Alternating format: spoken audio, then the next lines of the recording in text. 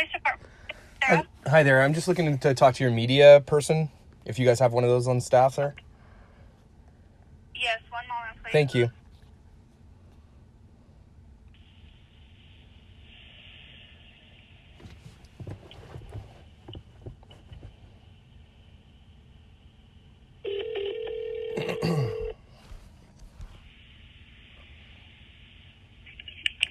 Officer Carney, Frisco Police Department. Hi there. I know you're probably getting a million calls about this Sophie case, but I was asked to call you guys specifically by Critical K. I don't know if you know, she has spoken to you guys in the past.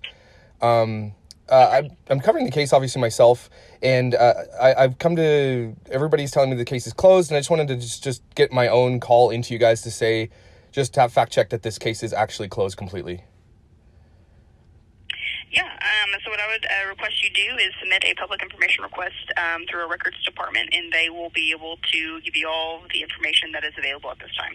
Okay, so if I'm correct, this person Kay spoke to you guys, and you just gave her an answer on the phone.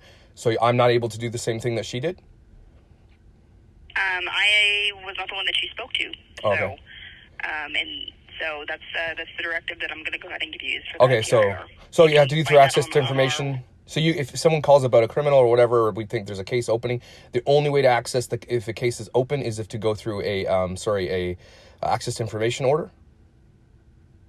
I'm not saying that's the only way. I'm saying in regards to this case specifically, if you would like to get further information on the case and its status, to submit a public information request. Okay, and how would I do that? If you go to the Frisco Police Department's website, on our records tab, there is a tab for public information request. Okay, perfect. Can I ask you a question, because you deal with the media all the time? I know that you're probably not one way or the other. Can a case be closed if there's outstanding evidence to be considered still? I'm not a detective, so I'm going to be honest with you. I don't know the process that they work in conjunction with the prosecutors. Okay, so it's like, okay. Is there a detective I could speak to? Like, I know there's a woman detective that's on the case. Can I be transferred to her just to have a conversation with her? Is that a possibility?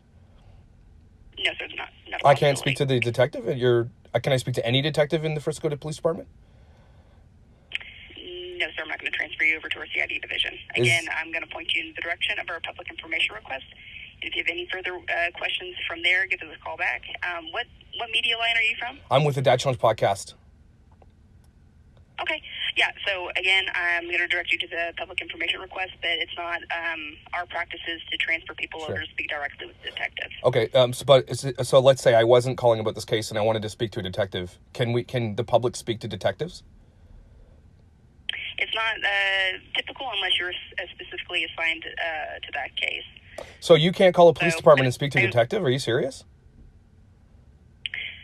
Sir, what I would request, if you do have a request to speak to somebody that is in our criminal investigations division, you can email our public information officer's email that we have, and then we can go through our chain of command and through our channels and see what we can get worked out, if that's a possibility. Sure, yeah, no, I'm not talking about the Sophie case. I'm talking in general. If someone were to call you and say, hey, can I speak to a detective about a question I have about, anything, they cannot speak to a detective. I'm not trying to be combative. I'm trying to understand the process, why that just people can't call and speak to a detective. That actually doesn't make a lot of sense to me.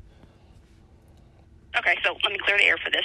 If you give us a call, okay, if I'm a normal patrol officer taking a call and you request to speak to a detective, what I would do is collect your information, and I would submit your information up to the detective to see if they can give you a call back. So we do not practice you immediately being transferred over, because they're constantly working throughout the day, interviewing victims and in court and everything else like that. Yeah, that's perfect. That makes way more sense to me. That absolutely clarifies it. I really appreciate that. Okay, thanks so much. Anything else for me? No, that's great. Thank you. Awesome. This is so great. And here's why this is so great, guys. Because Critical K can call in and get all the information she needs because she's for Kelly. This police department is shit in the bed big time. And they're throwing up obstructionist walls. And it's actually very, very scary.